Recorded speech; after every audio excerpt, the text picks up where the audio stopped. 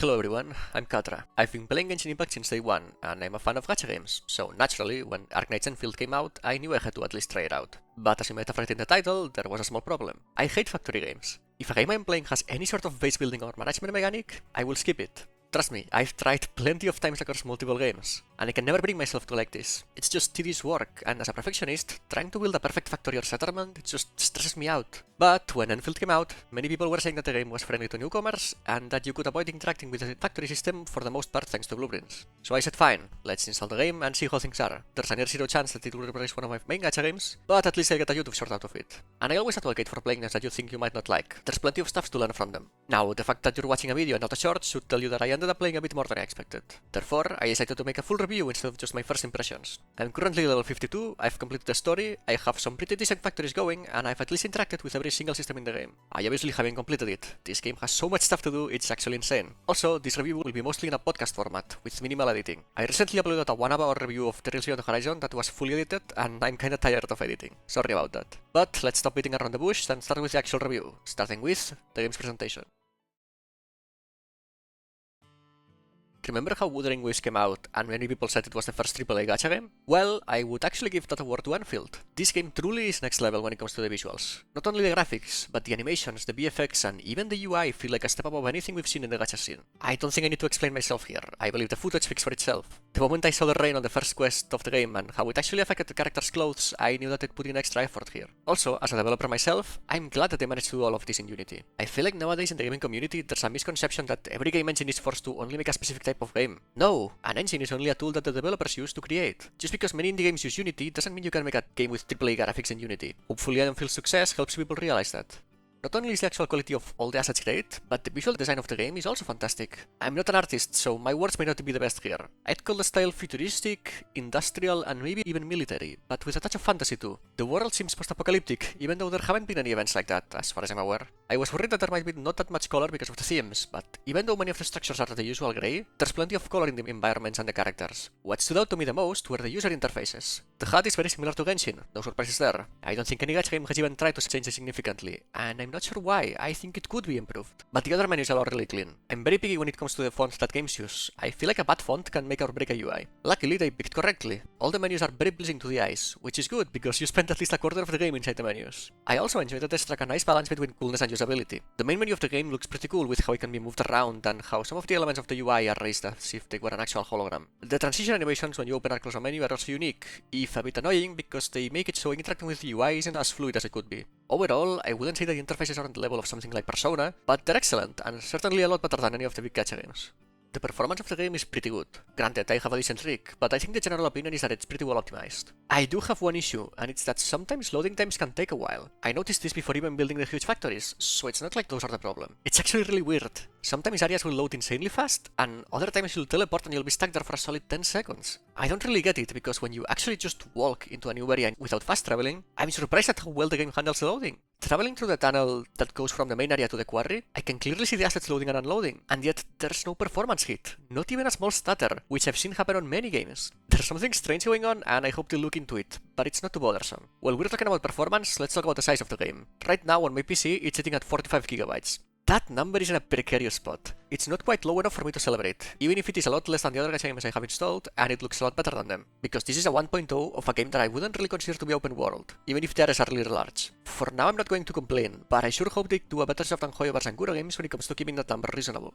The last thing to talk about when it comes to the visuals would be the characters themselves. But this is more of a subjective thing, but I think the designs are a bit on the weaker side. I do appreciate that they add a couple of non-human characters, but other than that, I don't really have anything else good to say. None of these designs speak to me in any way, and that's not good. Even on gacha games where I don't particularly like the characters, I can usually still single out one or two with cool designs. That's not the case here. To me, the designs in, for example, Genshin, Star Rail, and Nike are very identifiably theirs. When you see a character from one of those gacha games, you can immediately tell what game they belong to, even if you might not be too familiar with them. That is not the case here in Endfield. You could tell me that any of these designs came from WUA or PGR and I'd believe you. I also think one issue here is that you can't really learn much about the characters from just looking at them. In those three gacha games I mentioned before, just with a quick glance you can tell a lot about a character's personality, their hobbies, their job, and what the artist's intent was. That doesn't apply to many of the characters in Endfield. To me, they just look like generic anime characters that don't really fit the world. But again, your opinion might be different. I do believe there's one thing we can all agree on when it comes to the characters though, and it's that the gacha animations are bad. Not only do they all share the same uninspired background, but they also lack a lot of intensity and movement. The issue on its own is not the end of the world. I mean, Genshin and Star Rail don't even have animations. But it pisses me off more than it should because the splash arts for the characters are really good. The backgrounds and the poses are crazy. Even 5-star characters get highly detailed splash arts. And in my opinion, they do a way better job of showcasing the characters than the gacha animations. I get that many people would prefer a poor 3D animation to a 2D image, but if I was in charge, I'd swap them in a heartbeat. I mean, just look at this. I think they speak for themselves.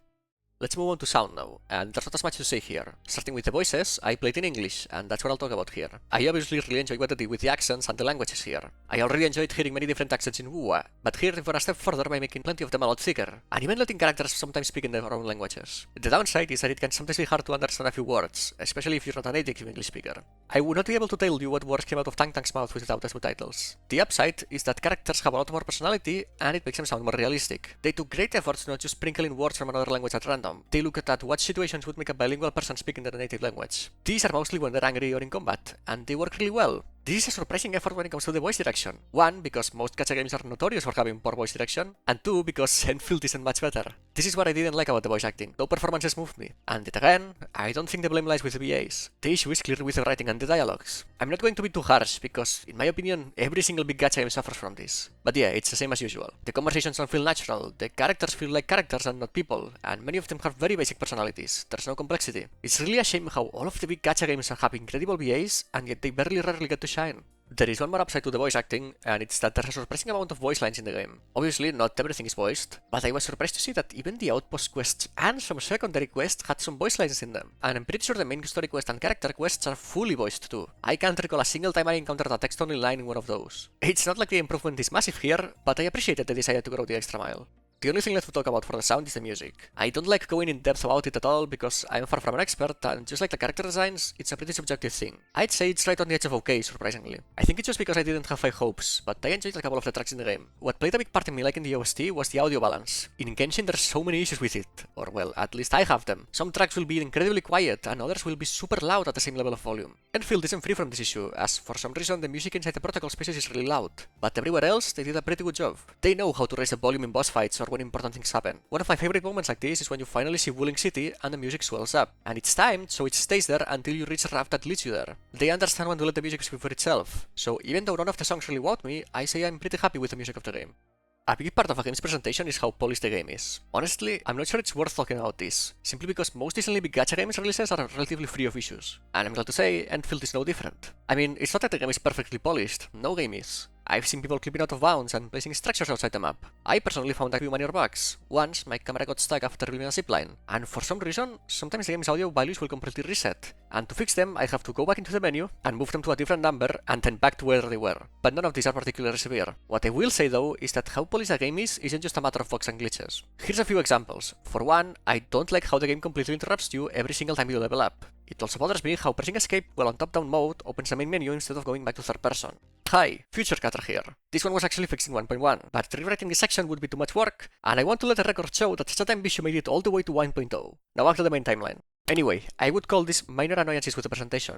There's also a few of these when it comes to the gameplay, and I'll talk about them in the next section. These are annoying because they're so minor, I'm left wondering how they even got past the betas. There's not that many of them, and overall, like I said, the game is pretty polished. I just wanted to mention this because I've seen people constantly praise the game in this regard, and that's not a good thing to do. Let's not act like the game is free of these issues, or else they will never be fixed.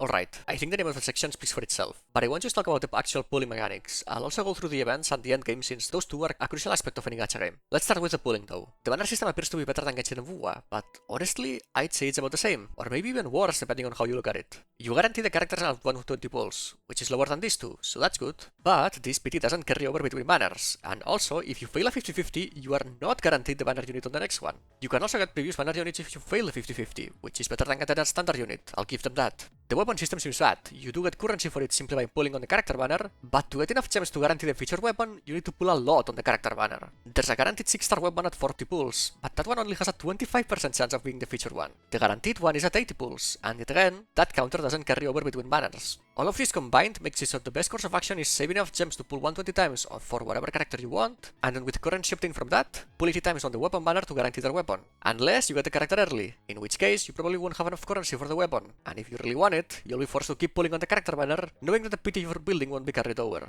That should be everything about the banner system. The explanation wasn't the best, but I hope you got the gist of it. And honestly, that might just be the main reason I think the system is my least favorite out of the gacha games. It seems like it was made deliberately to be as confusing as possible. I can't even tell you if the system is objectively better or worse than the others. For one, because it depends on how you usually pull, but more importantly, because I still haven't fully wrapped my head around it. They changed the number of gems for a temple from the usual 1600 to 5000. They changed the rarities of the characters from 4 and 5 stars to 5 and 6 stars. They have 2 different PTs instead of just one, and they have a lot of other differences that seem to be made with deception in mind. That you look at them and go, oh, this is strictly better. But if you really think about it, they're not really. They give you 10 pulls if you pull 30 times on a banner. But, because you're encouraged to only pull if you have enough for pity, this doesn't come into play very often. They give you 10 pulls again if you pull 60 times. But apart from the issue I've already mentioned, this 10 pulls is exclusive for the next banner. You can only use it there, and chances are, you're not going to pull for 2 banners in a row. It feels like the weapon banner is better than other games, because you get the currency for it simply by pulling, but you get so little of it, you can barely pull for any weapons. You can purchase some weapons directly from the store, but most of them are way worse than the limited weapons. You get 5 tickets per banner instead of per month or per patch from the AAC quota shop, but these tickets only work for the current banner. The gacha rates are better all around, but these don't matter much when the optimal play is to save for pity. They have been generous with free weapons and characters, but let's not forget, this is still 1.0, and they're probably not going to keep this up. It might seem like they're giving out a huge amount of gems, but let's not forget that they always give more gems on release, and a temple costs 5000 gems. I'm seeing numbers ranging from 180 to 240 pulls for completing the entirety of the content in 1.0, and that does not seem like a lot. Before you shoot me, you have to take into account that these numbers are for completing all the content. Literally everything the game has to offer, and there's a lot. Anyway, I'm going to stop myself because that's enough about the actual pulling. Like I said, I don't feel confident in giving an objective take on this because of how confusing everything is and how much it depends on how you play the game. But it's not for me, I do not like it at all. I always enjoy doing at least one temple on every single banner in Genshin, if I'm not close to pity. But I just can't do that here, because pity doesn't carry over and that temple would be wasted. But if you only pull until pity no matter what happens, then you might prefer the system over Genshin's. I recommend learning about how the system works from someone who can explain it better than me, and checking out if it fits how you tend to pull in order to form an opinion on it. I might be done with the pulling mechanics, but there's a few more things I want to talk about before events and endgame, like finishing the list of things the shop has, because I didn't go into too much detail. First off, for some reason you have to exchange extra dupes manually. They don't just convert to currency like in other gacha games, and I don't understand why this is a thing. As far as I know, you can't do anything else with extra dupes. Second, there's also a bond quota shop, where you can get the currency from 5 and 6 star dupes, and you can purchase pulls with it. This is just the same as a Star Killer shop from Genshin, nothing confusing here at least. What is a bit weird is that they have an extra section of the shop where you can buy any weapon in the game except limited ones. But to get the currency, you need to get a duplicate of a 6-star character you've already maxed out, so pretty much whale only, and I'm not sure what whale would want non-limited weapons. A weird choice for sure, but that's everything about the shop. I guess the only thing left to talk about before events would be the Battle Pass, where yet again, they're trying to trick us into thinking it's better than it actually is. Not only does it give gems, but it also has 3 tiers instead of 2, and you can purchase a second tier as a free-to-play player. Plus, the second tier gives you a free 6-star weapon of your choice. There's no way this can be bad, right? It is. The weapons you can choose from are all awful. The second tier doesn't really give you anything special other than the weapon, and the gems are just a bit more than 1 pull. Yes, the entire pass gives you 600 oro berils. A single pull is 500. But the worst part is that these gems replace the standard banner pulls that are common in the other big gacha games. This is really, really bad. Combine this with the fact that there's no standard banner pulls on the AAC quota shop, and I genuinely do not know where you're supposed to get them. Hi, it's Future Cat Dragon. They added standard banner tickets to the Battle Pass in 1.1. This is the last time I chime in, I swear. Anyway, back to the video. But that's not all. No, the cherry on top is that the sanity that you get from the Battle Pass has an expiration date. You can't even store it for whenever a character that you like comes out and you need sanity to farm their materials. How are we going backwards in terms of generosity? Hoyoverse's games have been criticized many times for how stingy they can be, and Endfield is a direct competitor of them. They're supposed to do better than them in order to pull in more players, not worse. What are we even doing here? But the worst part isn't what they're doing, the worst part is that they will obviously get away with it. I hope they won't. I hope that the community will speak up and force them to change this, but history tells me that will probably not happen. Anyway, sorry for that small rant. Let's now talk about the events. So far, we haven't had that many of them, so there's not much to say here unfortunately. There was an event about taking pictures of stuff, and another one that was about getting acquainted with Wheeling City. The other events we've had are permanent, so I'll talk about them in a bit. Honestly, the 2 actual events I enjoyed, simply because they were really short. I appreciate that I understand the game has enough base content that it doesn't really need huge events. And if they keep a steady flow of factory and ending mode updates, they can keep releasing short events. Unfortunately, people are dumb, and love complaining when a gacha game doesn't release 50 events per patch. And I have no doubt the same will happen here. I hope the devs don't listen to the player base when it comes to this specific thing, because what separates this game from the rest is the factory system, and that's what I want more of, not stupid events that I can find on every other gacha game.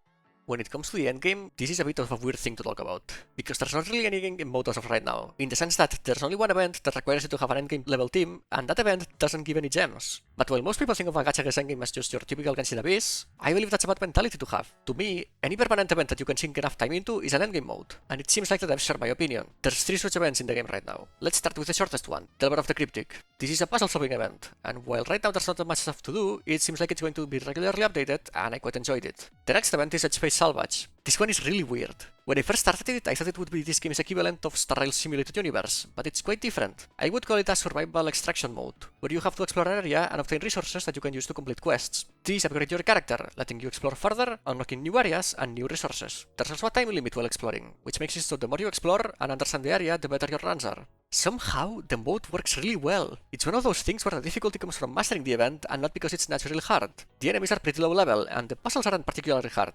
But learning the areas and where the materials are so you can efficiently clear them on every run is weirdly satisfying. Maybe it's just because it's so different, but I love it. It's probably my favorite thing about the game, and I hope they keep updating it. The last event I would consider to be endgame is the one that's most similar to Genshin's Abyss, Umbra Monument. This is just a bunch of fights, but unlike all the other gacha games, you only need to bring one team, and the time limit is incredibly generous. I guess the difficulty comes from not dying, but it's not like the enemies are particularly hard.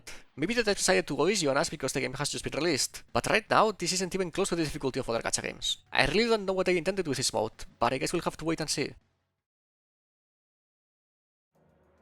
Now we move into one of the main aspects of any game, and the one I thought would be my issue with this one. As I said in the intro, I'm not particularly fond of any sort of base building mechanic. So let's start there, by talking about the factory system. First, I thought that maybe I could just, not touch it. But for one, the game pretty much forces you to interact with it during the story quests. And secondly, you really can't do anything in this game without a proper factory. There's like 50 different systems in this game, and they're all tied to the AAC system. So, skipping it wasn't an option, but I thought it would be fine, because I was led to believe that there was a way for players who didn't enjoy the system too much to pretty much skip it, thanks to blueprints. By just copying someone else's work, you too can have a fully functional factory of your own. Well, turns out it's not that simple, and it's just not possible to completely avoid interacting with the base building aspect of the game. Even with blueprints, you're going to need to do some stuff before you can place those and forget about them. The process to reach that point is actually not that easy and a bit hard to deduce if you're not following a guide. But let's be real, who isn't following a guide? So I'm not going to criticize them too much for that. There's 3 main things you need to do before you can place your cool blueprints that you got from YouTube. 1 is upgrading all your resources to the max. 2 is placing down all of the mines in the map, and 3 is reaching development level 11. Let's walk through this. Upgrading the bases is the simplest one, as long as you know what you're doing. If you've been saving up tickets while playing through the story and unlocking the depot nodes, with friend deliveries, you can make an absurd amount of tickets without even needing to create an early or mid-game factory. Placing down all the mines seems like it wouldn't give too much trouble, but there's a few that are really annoying. If I remember correctly, one mine requires you to complete Wolfguard's quest. Another mine requires you to get a puzzle piece that requires a quest. Another mine requires you to complete another quest. There's one where you need explosives to reach it. It's pretty tedious. The last thing to do is reaching development level 11. If, while playing the story, you have been trading resources to upgrade the level of your bases, this isn't too much of a problem. You should get most of these resources from the machines the game forces you to build. At least, I did. The other things that give you development XP are setting up all the mines, which you already had to do, and upgrading depot nodes, recycling stations, and stock redistributors, which are all one-click operations. As long as you have enough tickets, which you should have from the deliveries. So that's all, right? We can build the blueprint? Well, actually, I forgot about one obvious thing. You obviously need materials to build the machines the blueprint requires. With a guide that gives you blueprints for early, mid, and late game, maybe you can avoid having to interact with the factory system. But most guides I found just give you the huge blueprint, so chances are, you will have to build stuff yourself. At least, I did. But to be honest, it wasn't a big deal. What bothers me most about base building games is reaching that perfect endgame factory. I don't hate making simple machines where I don't have to care about their placement or efficiency. Anyway, with all the materials ready, it was just a matter of placing everything down. With only a few clicks, I had a fully working, fully efficient, pretty much perfect endgame factory running. Wow, that was a long explanation for what is supposed to be a review and not a guide.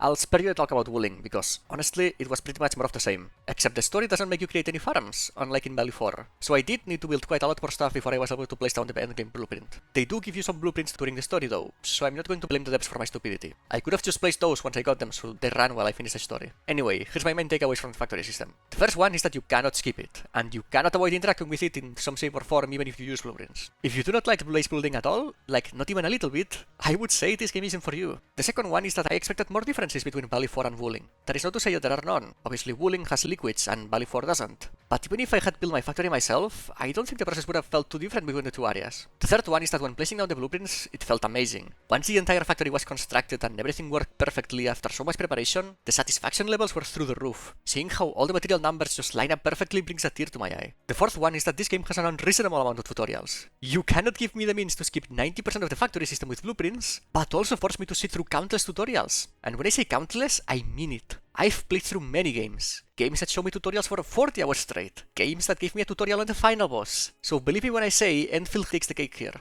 My last takeaway from the system is that it didn't bother me. Considering how much I don't like base building games, I was expecting to drop the game, but obviously that didn't happen. The blueprints played a big part in this. I think they've done a great job of making sure players who don't enjoy the system can play the game too. But the system isn't flawless, and I see one big problem with it. I obviously use blueprints because I don't like the system, but what's stopping people who enjoy the base building aspect from using them too? Unless you find fun in creating the perfect factory yourself, I just don't see a reason why you wouldn't just save yourself time and effort and use blueprints. And that kinda bothers me, because clearly the game puts a huge focus on the system, and it marketed itself around it. In a world of open world, exploration-focused gacha games, Endfield claimed to be different because of this system. But if you can just skip 90% of it, then what made Endfield unique in the first place is pretty much gone. I think they should have approached the design in a different way. I understand that they didn't want to drive away a lot of the player base, because let's be real, I don't think there's a huge overlap between Factorio players and Genshin players. And of the two, they're obviously going to capitalize on the gacha fanbase since it's a bigger one. But if you're gonna pride yourself on being a factory building game, then I think you should go all in, because if you don't and you try to please everyone, what happens is that no one is happy. While I can't speak for everyone, because for example, I am a factory hater and yet the system here didn't bother me, I think a large chunk of the community won't enjoy the game as much as they should. People like me will still be forced to interact with factory systems somewhat, even with blueprints. And people who love the factory system will have their efforts undermined because of blueprints. I certainly wouldn't be happy if I spent 100 hours building something only for someone else to do the same in 5 minutes. Honestly, I don't even think that their mistake was trying to please everyone. I just think the approach they took was wrong and it could have been done way better. They could have completely removed blueprints and made better tutorials to ease new players into the factory system, and give them actual results. The current tutorials are not only annoying to go through because there's a lot of them, but you don't really get anything out of them other than the knowledge. Everything you build in them doesn't get built on the actual factory. If there were no blueprints, but there was a proper series of tutorials that not only taught me about everything, but also resulted in me having a 90% perfect factory, I would have been happy. And I think the players who actually like base building would have been happier too, because they could have factories 10% better than those who only followed the tutorials. The numbers are made up, but I think you got my point. And that's not even the only change they could have made. I believe there's many others that lead you to a better design than what we currently have. They could have made blueprints harder to obtain, or they could have allowed blueprints in Valley 4, but locked them in Wuling until a future patch. These two solutions can be implemented because the game has already been released, but it's still early enough that I think they can implement the first one I mentioned. Anyway, I think I've yapped enough about the factory system. I think we should move on. If you're expecting me to review the actual system itself, well, I'm sorry to say, but I'm not going to do that when I've pretty much only used blueprints. It would be unfair to the developers. You should watch a video from someone who loves factories instead. As a factory hater, all I can tell you is that I wasn't bothered by the base building. I even enjoyed it at times. And I wish I had thought of better ways to appeal to everyone. Oh, and a huge thanks to every single person who spent hundreds of hours of their time making detailed guides and blueprints. Without them, the game wouldn't have nearly as much success, I'm sure of it. The factory might be the most important gameplay aspect of the game, but it's not the only one. There's a good chunk of combat too, so let's talk about it. If I had to describe the combat in one sentence, it would be simple but weirdly satisfying. It does have an elemental system, so you might be thinking it would be similar to Genshin, but the way there's a separation of physical status and elemental ones reminds me of Xenoblade more than Genshin. The elemental reactions are also way simpler. You only care about what element you're applying last. The biggest difference about this game when compared to Genshin or WoA is the combo skills. Every single character has a different requirement for triggering theirs, and these range from basic ones like use the final basic attack, to more complex ones like when you're attacked and below 60% HP. When they trigger, you can press E to activate them. These are really fun to use, especially when multiple ones trigger at the same time and you just mash E to watch the enemy explode. Well, that is if you play like me, because truth be told, even though these combo skills exist and the game seems more action based than Genshin or WoA, it still ends up playing mostly the same. Each team has a set rotation that you want to follow in order to maximize damage. I'm not going to count this as a merit because, like I said, it's common for gacha games to use this system, even if I do wish it played more like an actual action game. But let's not forget that the game is still young, and I have hope for the future after watching Rosie's gameplay in 1.1's trailer. Her combo skill actually requires you to time the attack, which doesn't change the rotation, but at least will make players have to pay attention to the screen. I hope we see more characters like this in the future so players can just blindly follow a rotation. Anyway, I was talking about the differences the combat has when compared to other gacha games. Another one would be that your party members actually fight with you. There's not only one character on the field at any time. This is obviously just a net positive, and I don't know why more gacha games don't do this. It makes combat feel so much more alive by just having the characters there. They don't actually do much damage, but like I said, they're mostly there for the feel, and to me, it's an improvement. The last difference to mention would be the item system. Believe it or not, items are actually useful here. Because party members can also take damage in combat and healers don't heal that much, you need to use items to heal your characters. But the system is way better than for example Genshin, because each character has an item slot, and when the HP drops below a certain percentage, the item activates. You don't need to lose time and break the flow of combat by entering a menu. The only complaint I have here is that items are disabled in what seems to be the endgame mode. But it's still 1.0, so I hope this changes for the future because I don't think it would be game breaking to allow this. There's not much more to say about the combat. just a couple of details I want to go over. First off, I like that every character kit seems to be quite unique and fun to play. I went through all character trials, and there was never a character that bored me or seemed too similar to another one. That was the case even when comparing basic attacks, which is crazy considering the game does have shared weapon types. Secondly, for some reason, dodges feel a lot better than Genshin and Wuwa. Genshin I can understand because it doesn't have slow motion or VFX when dodging, but Wuwa does have those things. It might just be me, but dodging here not only feels better, but also easier to execute. What is an objective improvement, however, is that here you can hold left-clicked and your character will automatically perform basic attacks on the enemy. This is such a nice quality of life change, and I wish Genshin would implement this. Also, this is part of why I said before that the game's combat reminded me more of Xenoblade than anything else. Attacks in that game are automatic too. The last thing I want to mention is that enemy design is pretty good, in particular the bosses. These have what I would call MMO-esque mechanics, and I really like them. The telegraphed attacks, the classic hide behind a rock, even jumping to avoid some wave attacks. Nothing insane, but again, anything that makes me think well in combat and can make my rotation is a welcome addition. That's all I wanted to say about the combat. Not that much, but it's because, like I said, the combat is pretty simple. Honestly, I don't think I have any complaints. The only thing I would mention as a negative would be that enemies in this game hit a lot harder and tank a lot more compared to other gacha games. It might just be me, since my characters still aren't fully perfectly built, but the game does genuinely feel a bit harder, especially in the early to mid game, because I didn't even have any equipment yet. I actually had to upgrade my character significantly to be able to beat the boss at the power plateau. I wouldn't really say it is a negative thing. If anything, I appreciate that I wasn't able to just steamroll through everything. It just caught me off guard, and it was pretty annoying to be stopped in my tracks by a boss when I wanted to get through the story. Now that I've reached the endgame, enemies don't hit as hard anymore. I still think that they're a bit too tanky for my liking. It takes me a while to clear an energy alluvium. Though I feel like now it's not so much damage that I'm lacking, it's AoE. Enemies die relatively fast, but in alluviums there's just so many of them, and the physical team doesn't have that much AoE. Your mileage may vary if you're using different characters, or if you have them better built, so don't take this complaint as an objective truth. I'm just relaying my thoughts. But yeah, other than that, overall I would say the combat is fun and works perfectly fine. It's nothing revolutionary, it won't change your life, but it gets the job done. You thought we were done with gameplay? Not even close. And this next one is special, because it's the aspect that surprised me the most about this game. Going into it, I didn't even know that the game was an open world. Now, it's not like the game's areas are tiny, and there's not even any loading zones between them, but you don't really have the freedom from a true open world game, and everything is more compact. And I have to say, I really enjoy this change. With the smaller areas, and the fact that you can't climb, level design really comes to the forefront, and they did a pretty phenomenal job here. Platforming is actually relevant in this game, and the levels are made for that. It's actually crazy to me that they didn't just slap a bunch of yellow paint on boxes to show you where to go, considering the amount of tutorials there are. But no, the level design here actually respects your intelligence and rewards your platforming skills. There's plenty of chests and orelins hidden in high or weird locations. Also, the smaller areas allow the developers to restrict your progress much more easily, which in turn lets them use puzzles more effectively. There's also puzzles in other open world gacha games, but they just give you a chest. Here, there's quite a few that you are forced to do in order to either progress through the story or reach a new area. The level design also comes into play when you have to set up your pylons and ziplines. It feels so nice when you cut corners and jump perfectly in order to stretch out the power cable just that little bit more.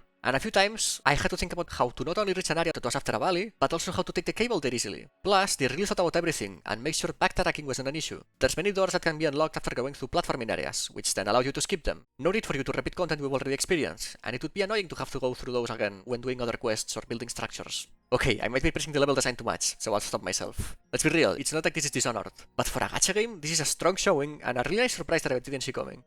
However, it's not all sunshine and roses. I realized that when I reached Wuling and saw that I wasn't able to swim. Now, I understand that because platforming is a big thing here, they didn't want players just swimming through and skipping everything. That's totally fine. But they could have at least given us some sort of reason why swimming is not possible at all, or given us like a couple of seconds of swimming before drowning. But no, as soon as you touch water, you immediately get teleported out. And it's just regular water, so it feels really weird to see these characters just unable to swim at all. At the very least, they should make it so the animation when you drown doesn't take a whole year. It's really annoying to take one misstep, fall on the water, and have to sit through over 5 seconds of waiting. That's the first of 2 issues caused by the level design. The second one is that movement is awful. There's literally no movement options at all. No characters with movement skills, no mounts, no flight, nothing. And running feels really slow, especially when making a delivery. I guess that because the areas aren't huge and ziplines exist, they thought they didn't need to add any of this. But they seem to be contradicting themselves somewhat, because there's a buff that gives you a lot of movement speed in the game. So they did know that there was an issue, and then decided to create a solution. Except for some reason, these are barely available around the map. All they wanted to do is place more of these on some of the long roads, like the main one that leads to Wuling. I don't think it would completely fix the issue, but it sure would be a lot better than what we have now. Anyway, these 2 issues aren't that big, and like I said, I'm pleasantly surprised with the level design. But I do hope that at least the second one gets fixed in some way. Still not done with the gameplay, though what's left doesn't fit into any big category. I'm just going to list out a bunch of random complaints I have about the game, but don't assume that these are not important. Let's start with the big one, content. There is just so much to do in this game. I cannot believe that there's people legitimately saying that this game lacks content. There's like 50 different systems you can interact with. You have to finish a story, set up all your mines, do a bunch of deliveries, max out depot nodes, stock redistributors, outposts, regional development level, then create your main factory, then all your sub-factories, set up ziplines across the map, explore the map, which includes Orillins, treasure chests and others, max out at least one team of characters, max out the Dishang, and set it up. You have a bunch of secondary quests, character quests, do all the base incursions, clear our bosses, alluviums and tutorials for gems. There's also Space Salvage, Umbral Monument, the weekly routine quests, the Battle Pass quests, and all the events that this patch had. And I probably forgot about something. If you think a free game that can give you over 100 hours of playtime on release, not even with any patches, lacks content, then I don't know what to tell you. To me, the game has plenty of it. Maybe too much, in fact. That's why it took me so long to make this review. But I'm not going to complain about the game having a lot of stuff to do. 1, because it would be dumb, and 2, because I think everything you can do in this game is fun. To varying degrees, of course.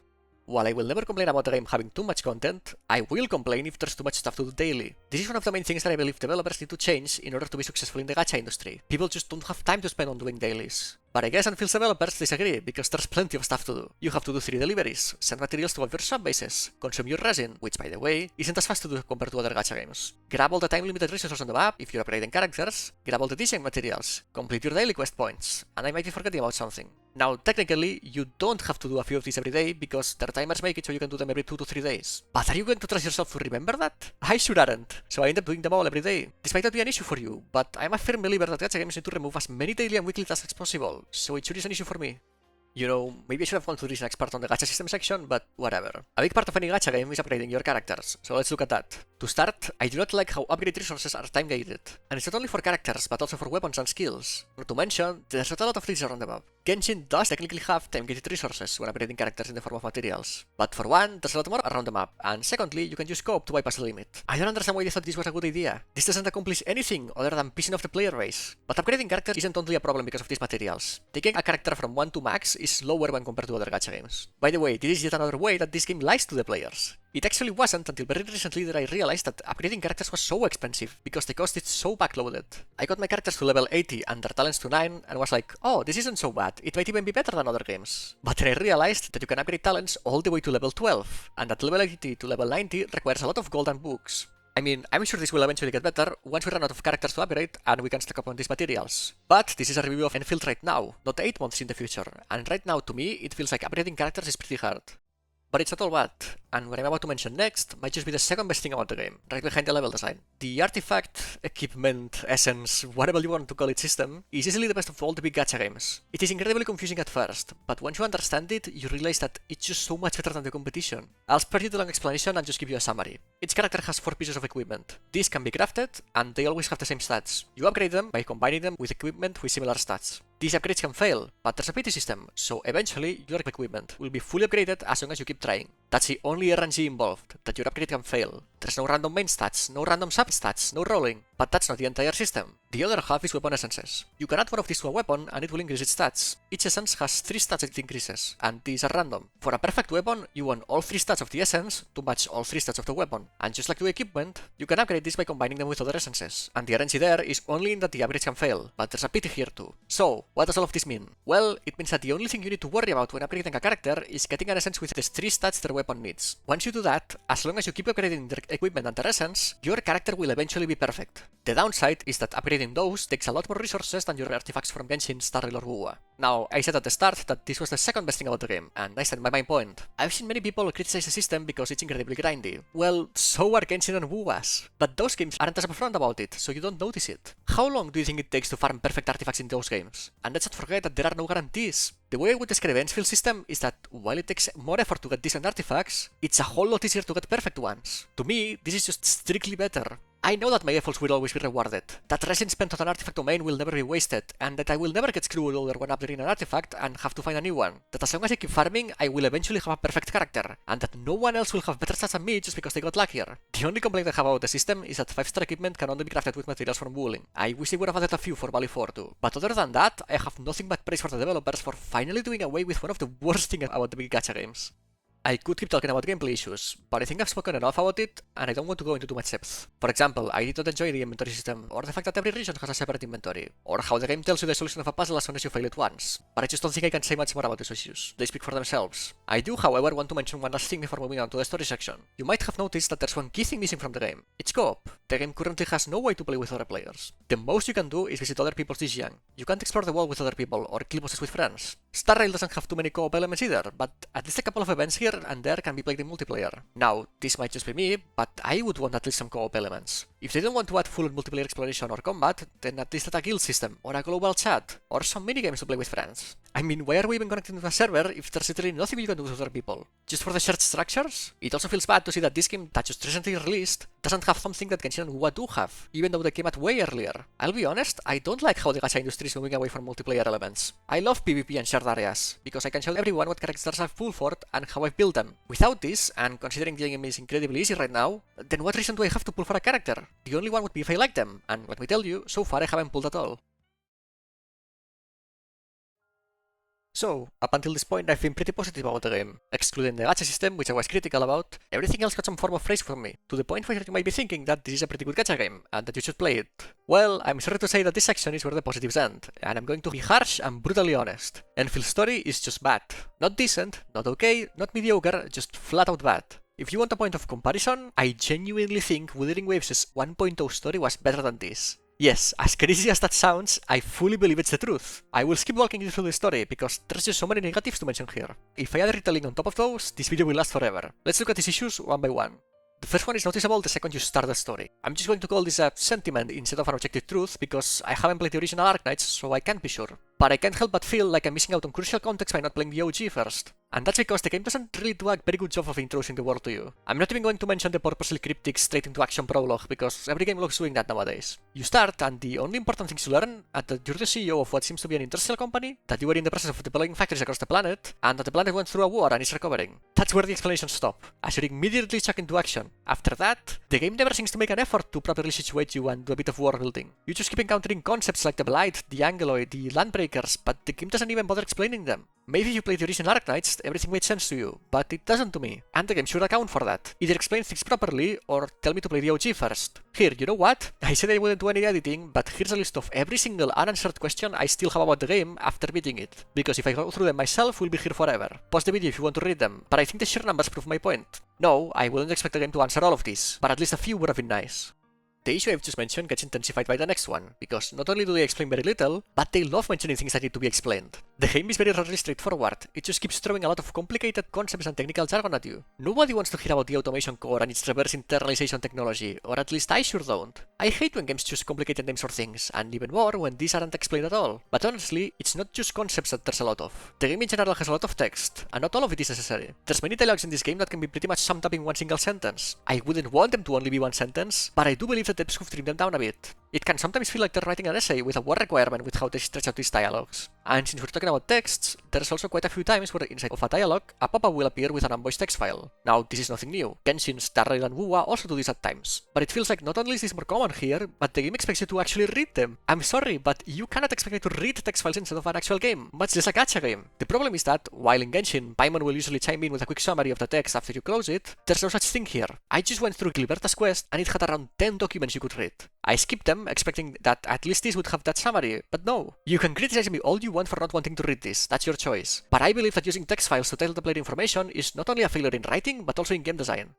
A big part of any game's story is the protagonist, and the big gacha games are notorious for failing miserably with them. I'm sad to say that Endfield is different, not because it's better, but because it's worse. Genshin and WoW already fixed their share of problems, and the Traveler and the Rover are at least decent now. The Endmin is like those two back when their respective games just came out. Yet another protagonist with amnesia, who also doesn't talk very much if at all, and everyone loves them. And to make matters worse, you can't even see their facial expressions. Just because a character is meant to be a self-insert doesn't mean they should be poorly written and frivolous. Anyway, at least this issue isn't as bad because the main character is never alone. We have a main party of sorts. Perlika and Chen are always with the admin. The character interactions between them are few and weak, but at least there's something there. And while we're talking about the admin, I want to mention one thing about the story. For some reason, there's like a billion characters that know the admin, and not a single one of them tries to help them recover their memories. I understand if regular NPCs didn't know them too well, but they could at least recount their tales with the protagonist. But no, that never happens. What's really annoying, however, isn't the common NPCs, it's the characters that know the admin. Every single dialogue with Zhuang Fangyi pissed me off to no end. a person she knows and cares about has amnesia, and she doesn't bother to tell them what kind of person they were or how they acted. No, the best you get is a bunch of cryptic stuff and irrelevant stories. And don't even get me started on Perlica. It's like there's a mysterious force on the planet, the writers, preventing everyone from talking about the Endman's past. I understand that their past is a key plot point, but surely they could have written a proper reason why no one can tell them about it. Without it, these dialogues just feel incredibly artificial.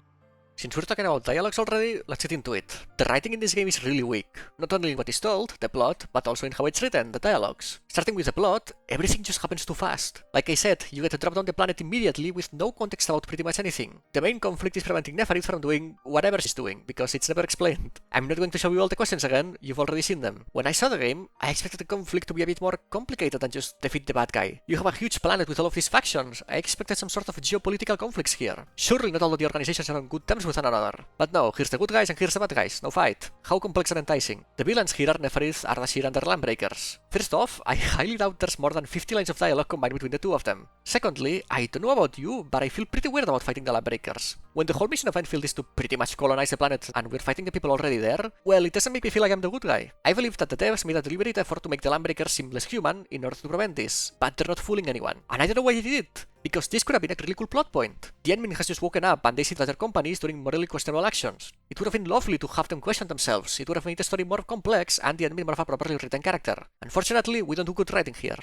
Next, how are we only in 1.0 but there's already plot repetition? Bali 4 is just stop Neferit's plans, and Wuling is shaping up to be more of the same. Also, the contrast between the industrial and military themes and the anime characters may be cool at first, but in the story it's just jarring. You're telling me that a huge rift opens up in the sky, and the best we can send to stop the big bad villain is 3 anime girls with swords and magic? We can create a bunch of advanced weaponry, we have long-range artillery. I mean, hell, we probably have orbital lasers from this young. But no, let's just go in as a group of 3, not even with a full party. This is not only really weird, but it also makes everyone else seem useless. You're telling me that the second something bad happens, everything goes wrong, and the only reason things work out is because of the Endmin? How did the UWST and Endfield survive during the 10 years they were asleep? Also, speaking about incompetence, a similar thing happens in Wuling. The game somehow expects you to believe that Wuling never found a way to create Siranite in large quantities, until the second the Endmin is there. Not only that, but there's a huge loot narrative dissonance happening here. They keep repeating what an achievement it is to finally be able to produce Siranite and how complicated the process is. But then you open the factory menu and see that you just need to throw 2 really basic materials together in a machine. Surely there was a better way to write this? Because, I mean, if Wuling hasn't been able to create large quantities of Siranite for so long, how have they survived?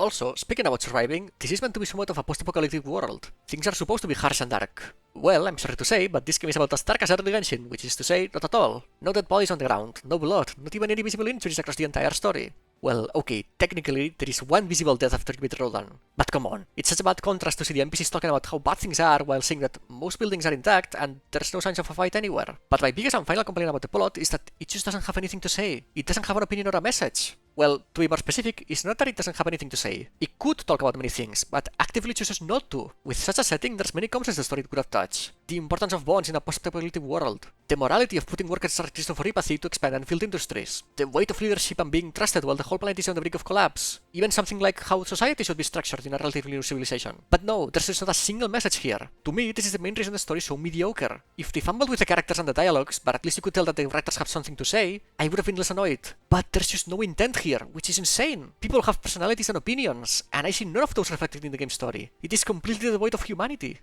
Anyway, that's enough complaining about what's written, though more than likely I forgot about stuff. Let's now complain about how things are written, and let me tell you, it's not any better. The dialogues are incredibly weak. Characters sound artificial and cannot deviate from their established personalities in any way. You don't hear actual conversations, you hear characters throwing lines of dialogue at each other. Do not expect any sort of emotion here because there is none. Again, I'm not blaming the VAs here, the fault lies with the writing and the voice direction. And to be fair, this is not issue exclusive to Endfield. Plenty of games, not even just gacha games, suffer from this. But that's not a valid excuse at all, and Endfield could do way better. Next up on the list of issues is how the game tries and fails miserably at being funny, which by the way, it does at the cost of making Chen a comedic relief character instead of a proper one. If they at least succeeded, it wouldn't bother me. But the game just isn't funny. None of Chen's or Tang Tang's lines got even a smile out of me. Endfield also tries and fails at conveying emotions, and this one is even worse. I cannot believe that the writers expected us to feel sad at Tata's death. They legitimately expected us to shed tears over a non-sentient robot that can't even speak, which we met barely 4 hours ago in gameplay time. And by the way, it's crazy that how in a post-apocalyptic setting, the darkest thing the game managed to add to the story is the death of a robot. Unbelievable. Another thing that was annoying about the writing was that at the beginning of Valley 4 and Wuling, they interrupted the story to show tutorials for the factory system. This makes the pacing of the story really bad, especially so when combined with the fact that the story would often block you from progressing until you reach a certain level. When I started playing the game, I just wanted to go through the story to give my first impressions, but because of these dumb level blocks, I was forced to play the rest of the game. I guess at least I got this review from it, but players should be allowed to only play the story if they want to. It's baffling how they decided to add blueprints so players could have the freedom to skip the factory system if they want to, while also removing their freedom to only play the story. Also, these blocks made the story feel really long and tedious. It's actually shorter than Star Rails 1.0, and yet it felt like 3 times longer. My last complaint here is a personal one, and it's that the main story is very plot-centric. It's a personal one because some people enjoy that, and that's okay. But personally, I much prefer when stories focus on the characters instead. Here, the story is 100% focused on the main plot. There's no time for any sort of character development or interactions, and that's really bad. None of the characters are really interesting in any way to begin with, and on top of that, there are not even any chances to evolve or improve. But here's the one time where I can be objective, because there's numbers. Out of the 23 playable characters in 1.0, only 6 were relevant in the main story. Add to that the 3 that have character quests, and it turns out more than half of the cast haven't even appeared in the game. This is how little the game cares about its characters. Yes, you can say that some characters will be playable in the future, or that they appear in secondary quests. That doesn't change my opinion. Like I said, the story is just there to move the plot forward and make things happen. The only thing left to talk about when it comes to the story would be the character quests, and after considering how it's said the game cares very little about its characters, it should be no surprise that these are mostly bad too. I initially wanted to excuse them because they seem too short, until I realized that Yukong's quest in Star Rail is just 1 hour, Furina's quest in Genshin is 1.5 hours, and so is Ankor's quest from Brua. No excuses here. There's one problem that's consistent across all of them, so I'll mention it here. The main issue these have is the lack of context. We barely know these characters, their backstories, and the lives they lived before getting into the quests. And these are not explained in most of the quests either. Yet again, the game is failing at making me empathize with these characters, because it doesn't understand that nobody will care about someone they just met and know nothing about. Anyway, let's go through these quests in the order that I played them in, which, funnily enough, also happens to be from worst to best. Wolfguard's quest was the first quest I played, and easily the worst. I don't know what to say about it other than just, it's bad. That dumb NPC takes way too much of the spotlight for a quest that's less than 1 hour long, and half of that is gameplay time. The story on paper should be good. A member of a clan having to cool down traitors that were once his friends. I mean, it's been done so much, it's a classic at this point. But the execution fails miserably. We barely see any sort of internal struggle from Wolfguard, and the fact that we don't know anything about the pack doesn't make the conflicts feel real. Not to mention, the quest just ends so abruptly. I genuinely thought that I was at the halfway point when the quest ended. Because I mean, where else are we going to confront the traitors? There was lots of potential here, and they just didn't deliver. Yvonne's quest was a bit better, I guess, simply because at least she showed some emotions and was actually allowed to get out of her main personality for a bit. She was clearly hiding the fact that she was sad during the whole quest. It would have been nice if there was a backstory explaining why she felt the need to hide that and why she is the way that she is. But I just don't understand what they were trying to say here. They had a chance to have some actual messages here, about the importance of moving forward or about being honest with one's feelings. But yet again, the writing never seems like it has an intention behind it. It makes you think that it's about to say something, and then no, you got nothing. I also still can't believe that the writers thought the players would be moved by Tata. Not once, but twice they tried and failed miserably with that. Incredible. Somehow, despite having a lot more issues and being way shorter, Gilberta's quest is just a bit better than Yvonne's. Yet again, the quest focuses a lot on NPCs, which is not something it should be doing when it barely lasts 50 minutes. But my main issue is that I just have so many questions. It feels like the quest expected me to know about stuff, but I really don't know where I'm supposed to get that info. Why does the admin already know Gilberta, and what is Gilberta's backstory? The whole thing was really confusing, but I put it about the previous two because at least it has something to say. A message about the importance of memories. The quest can change your life, and I'd still say it's in the realm of mediocre. I know that many people think it's the worst of the 4, but for me, the fact that at least there was intent behind it puts it above the previous 2 I mentioned.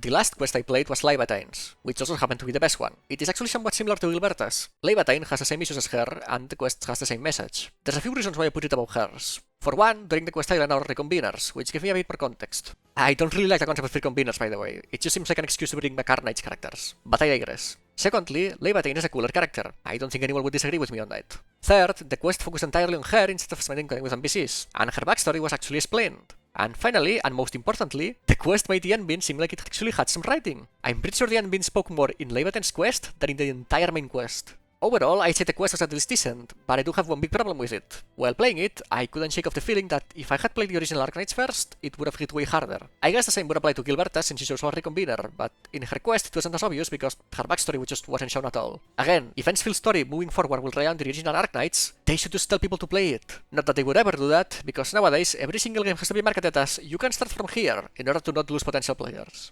Before moving on to the conclusion, there's one final thing I want to say, because I have been pretty harsh about the story, and I want to justify myself a bit here. I recently did a review for Trails Beyond the Horizon, and a similar thing happened there. I'm talking about expectations. My expectations for Endfield overall weren't high at all. I hadn't seen too much about the game. The only thing that I knew going into it was that the main mechanic was base building, and that made me think that I probably wouldn't enjoy the game. This is why things like the combat and the level design pleasantly surprised me. However, I did have high expectations for the story. I wouldn't say that Arknights players hype up the original game story too much, at least not on the level of some other communities. But still, the game is widely considered to have a great story in the gacha scene, and I obviously expected Endfield to have that same level of quality. Suffice it to say, the game didn't reach anywhere close to my expectations for it, and that has impacted my objectivity when making the review. There's nothing I can do about it, except letting you know that this bias exists, and that someone else with a different expectations would have probably been less harsh when talking about the story. And to the OG Arknights players, don't worry. Endfield hasn't changed my opinion of the original game. I still believe you when you say that the story is good. It's clear to me that something went wrong here specifically. Alright, that should be everything I wanted to cover. Chances are, I've forgotten about a million things, just because this game is so huge. I still can't believe that there's people on social media saying that the game lacks content. Anyway, suffice it to say, I'm not going to be playing the game. I'm already playing 3 gacha games daily, and right now Endfield doesn't surpass Genshin, Star Rail or Nikke, in my opinion. I say now because things can always change, and looking at the 1.1 update, it seems that the developers are quick to fix things. Unfortunately, my main gripe with the game is the story, and that's not something that can be so easily fixed. There's one last thing I want to say about the story, and it's that people need to stop defending it because it's only 1.0. 2 at Night Abyss proved that it's possible to have great writing right from the get-go. Even Star Rail did pretty well with Velobog. Why are we acting like the game being on its first patch is somehow an excuse for a terrible story? It's not. Honestly, excluding the story segment, this review wasn't as harsh as positive because, frankly, I don't have any particular feelings for the game. It's not bad enough for me to get riled up, and it's not great enough for me to gush about it. It's just good. And I mean, there's nothing wrong with the game being good, but it doesn't drive me to have an opinion that much. I'm surprised at how long the review turned out, considering I skipped talking about many things, and I didn't really go in depth about the ones I did talk about. I mean, I completely skipped the main mechanic of the game pretty much. Since I'm talking about the factories, I guess now would be a good time to answer the title of the video in a way. Like I said, the factory of system didn't bother too much. I fully expected to hate it, and yet what I ended up hating is the fact that the system can be mostly fully skipped. I really don't think they're pleasing anyone here. However, I will make a point to defend the game on this, because some people don't understand that this is a gacha game. Whether you like it or not, the main focus of the game is to make money. Profits will always take priority over the game's quality. I obviously disagree with this mentality, but it's the truth. And I have a feeling that the developers did want to make factories more pivotal, but if they did, the player counts and the revenue would suffer from it. I stand by my point that they could have done a better job with this. I just want everyone to understand the reality of the situation. Unfortunately, because of this, the game just ends up blending in with the rest of the gacha games. The base building just isn't important enough to separate Endfield from the other games. I think this is part of why I don't have any particular feelings about the game. Having already played and reviewed Genshin and WoA, doing the same for Endfield felt like an extension of those two, instead of something entirely new. My feelings were already reflected in the Genshin and WoA reviews, and there's just nothing left for Endfield. Speaking of Genshin and WoA, I swear this is the last complaint of the video. I already made a YouTube short about this, but it baffles me how not a single one of these new gacha games learns from their predecessors' mistakes. And it's not only mistakes that they're still making, but ones that they've already fixed too. Here, I'll show you a list of issues that I came up with after thinking for barely 5 minutes. I don't even want to know how many more I would realize if I kept at it. It's been over 5 years since Genshin came out. They have no excuses. Looking at these issues, you cannot expect me to believe that the developers have played Genshin or WoA. And they should! Because if they're not looking at the pillars of the genre when creating their own game, then I doubt that they will do a good job moving forward. The last thing I want to talk about is the future of gacha games, as I tend to do on the reviews. I still believe that there's only 2 ways these large-scale gacha games can triumph in this industry. One is that they give up on expecting the players to play too much. Don't force the player to log in daily, and make most of the content permanent so players can play at their own pace. 2 is that they carve out a niche of their own. You don't need to compete with Genshin and WoA if your game is vastly different from theirs. I personally believe number 1 is the easiest way, and the one I would choose, and I don't understand why so many developers fail to see it. But many of these new gacha games aren't even doing one of these things. Endfield at least chose option number 2, and I commend them for that. But like I said, they didn't commit hard enough. The problem is that I can't really say that it failed. No one can, because the reality is that the game has made around $60 million in its first 2 months on mobile alone. And you know what? I'm not even mad.